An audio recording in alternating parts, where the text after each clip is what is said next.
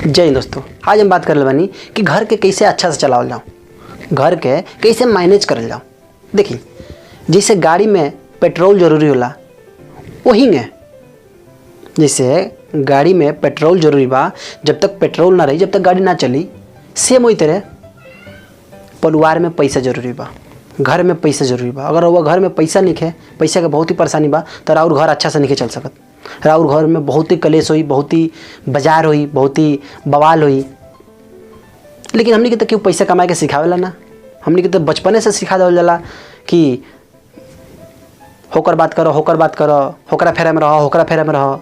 बस हमने के बचपने से ये सब सिखा देवल जाला।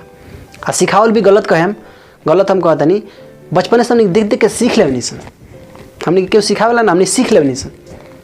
लेकिन हमने के ई कोशिश ना करे सन कि पैसा कैसे कमाई जाओ, पैसा कमाई ली तबे घर के मैनेज कर पाओ जाई, घर बढ़िया से चल पाई। ये सब हमने के कबो ना सोचे के कोशिश करें सन। हमने के सिर्फ और सिर्फ लोग कहला कि होकर बात करो, होकर बात करो, फलनवा के बात करो, चिलनवा के बात करो। हमने लोग के बातें में रह जाने सन, सारा टाइम हमने के लोग के बात में चल जाला। तो ये बताइए, जब सारा टाइम जब हमने के लोग के बात में चल जाई तो हमने के पैसा कमाए के कब सोचल? अरे पैसा कमाए का बहुत बहुत तरीका बा।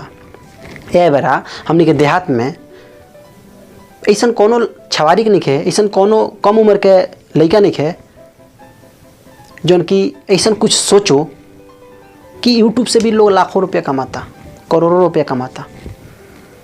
ये सब क्यों ना सोचला? काहे कि हमने क्यों बतेबे ना करला। हमने के तो लोग में बिजी बनी सन, दोस्त के बुराई, होकर बुराई, होकर बुराई, वही में हमने बिजी बनी सन। लेकिन हमने कबो ही ना सोचनी सन कि मोबाइल से लोग लाखों रुपया कमाता। एगो सिर्फ मोबाइल से, एगो मोबाइल से लोग लाखों रुपया कमाता।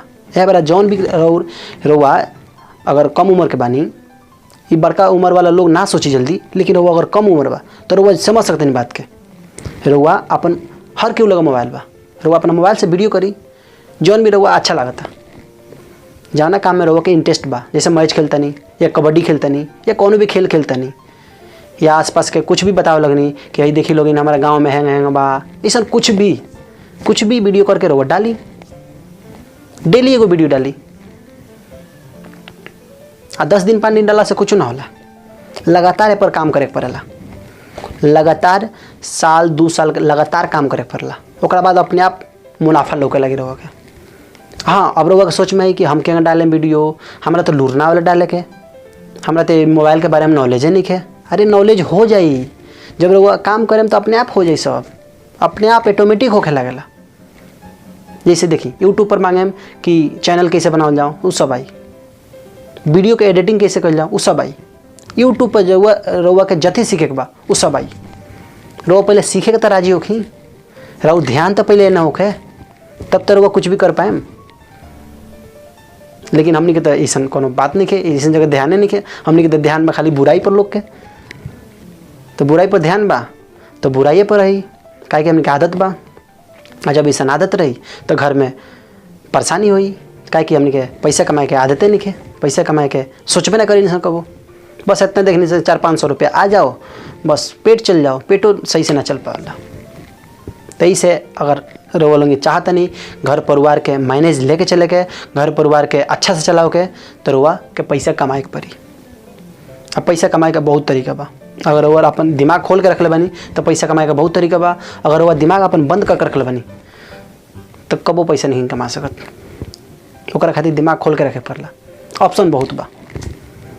लगातार अगर यूट्यूब पर वो 2 साल काम कर देते नहीं तो रउआ लाखों रुपया महीने कमाए लगे आराम से, घर बैठल। रउआ कहीं ना जाए पड़ी, केहू से मांगे के ना पड़ी, केहू के जाके काम ना करे पड़ी। ये और अपना ऊपर डिपेंड करता। आई होप कि रउआ लोग ये वीडियो अच्छा लगल हुई। नेक्स्ट वीडियो में मिलल जाई। जय हिंद दोस्तों।